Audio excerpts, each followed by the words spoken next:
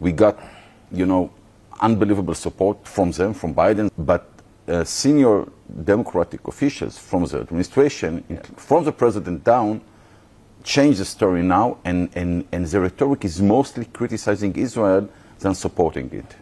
What would you tell the president about that? The U.S.-Israel relationship remains fundamentally the same. And President Biden continues to provide Israel with the supplies that it needs to win the war. It is healthy to have disagreement in a relationship, in a marriage, in a friendship, but I wish the disagreements were in private. I think when those disagreements surface publicly, it plays into the hands of Hamas in the information war against Israel. And you tell that to the president? I would tell it to both sides, because I think what we're witnessing is not a change in policy, but a clash of personalities between the Biden administration and the Netanyahu administration. And I think we have to put egos aside for the good of the U.S.-Israel relationship. I respectfully disagreed with the decision to abstain from the UN Security Council resolution. The resolution did call for a release of the hostages and did call for a temporary ceasefire, but it fails to link the two.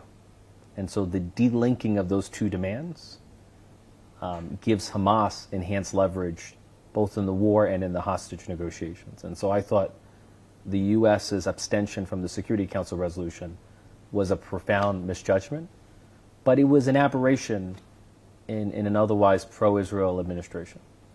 Okay. Can we be sure, confident, that the support of the administration, the practical one, will be here, let's say, forever, or at least as long as this administration is in office? Well, nothing can be taken for granted forever, but I think President Biden is a Zionist to the core.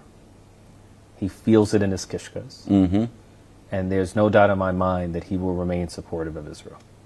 On the practical level, which means... And if you judge him by the standards of history, he has given Israel more latitude than any president who came before him. Remember, George W. Bush pressured Israel to end the Second Lebanon War. The international community pressured Israel to enter into a ceasefire that kept Hezbollah in power. And that ceasefire has come back to haunt Israel. Because you come from the progressive side of the Democratic Party. You come, I remember you told me that you are a Latino and black person, right? And LGBTQ, yeah. Exactly. And according to the stereotypes, someone like you is against Israel, or should be against Israel. For me, Israel's an oasis of liberal democracy in a region where none exist.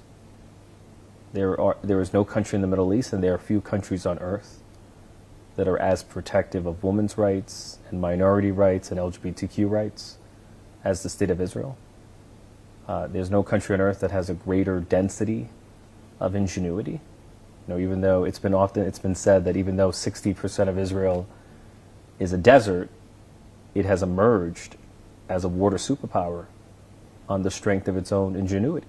It has been a leader in desalination technology. It has one of the most impressive high-tech economies in the history of the world. I cannot help but stand in awe of what the Israeli people have achieved. And for me, a country that provides a sanctuary for historically oppressed people is profoundly progressive. We see many so-called progressive organizations who actually go hand-to-hand with Hamas. Well, it shows that human stupidity has no limits. Like nothing is more inexplicable to me than the organization Queers for Palestine. I have a simple rule in life: never side with people who would murder you. And there's nothing remotely progressive about Hamas or Hezbollah or the Houthis. In fact, the motto of the Houthis is death to America, death to Israel, curse upon the Jews. That's the motto of the Houthis. There's nothing remotely progressive about these terrorist organizations. And anyone who claims otherwise is living in an alternate reality. Thank you very much. Absolutely. Pleasure to be here. Thank you very much. Thank you.